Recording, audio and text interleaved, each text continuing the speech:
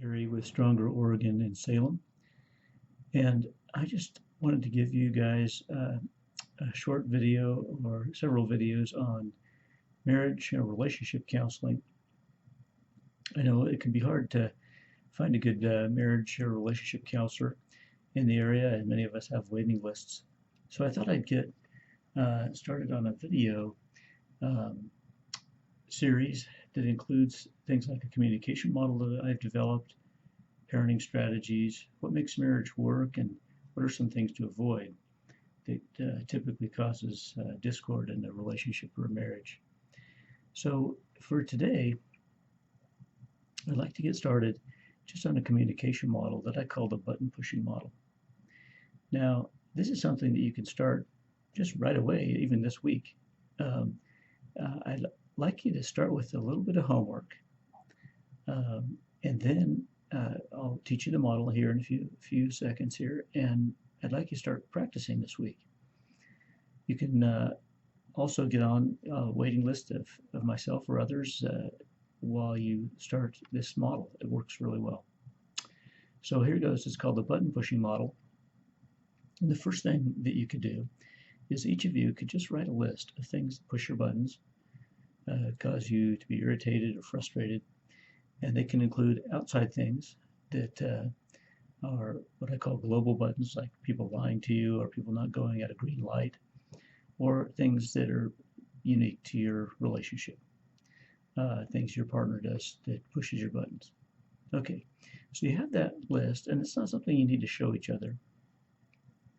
It's not something you need to be afraid of seeing, but it's not necessary to show it to each other. It's just good for you to kind of be aware of all the things that push your buttons, and then you won't get blindsided as they come up during the week. Now, the button pushing model is quite simple. There's a few rules or processes that make it work better. And I can share most of those now, but there'll be some I'll share in the next few weeks. So I hope to make one of these videos available each week. So here's how it would go. So you do that list of buttons. When you find that throughout a week and a given time you feel like your buttons have got pushed, and again I would start with small things you ordinarily might sweep under the rug or not talk about or feel like you don't need to bring up. For this exercise, I want you to practice even on the small things.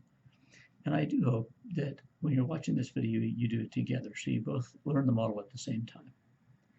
So if your partner pushes your buttons and people are not around, it's not an embarrassing time, it's just the two of you, I would like for you to say, sweetie or honey, use some kind of connecting word like that.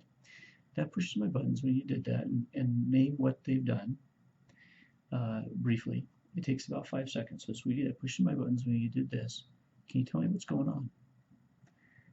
Now you wait until you're done at the first part right there. You don't have to, it's not a time for you to tell them how you feel, and it's not a time for you to tell them all the things you've done in the past. It's just that particular button at that moment. Then part of the rules of the button pushing models is they need to respond to that.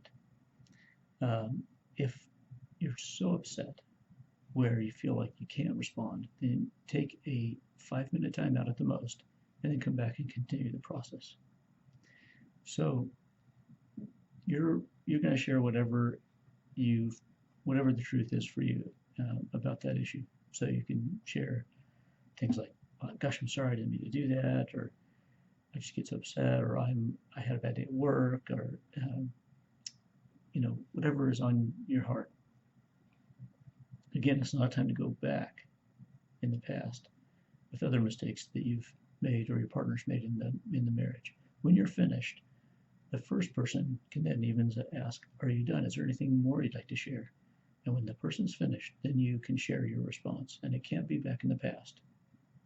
It has to be centered on problem solving in the moment. So you say, sweetie, I pushed my buttons when you said that or did that. Can you tell me what's going on? They share. Is there anything else you want to share? When they say no, then you can share. And it could be things like, gosh, I'm sorry, looks like I misunderstood, or thanks for apologizing, let's really work on that. It's not a time to go back in the past to say, you always do that, or here we go again, or anything that would bring you and your partner back to the past events. We're trying to start over. So start with the button pushing model. We'll talk a lot more about different ways it's used or other problems people tell me encountering the model and trying it, and what to do about those things. So thanks, and I will see you again next week.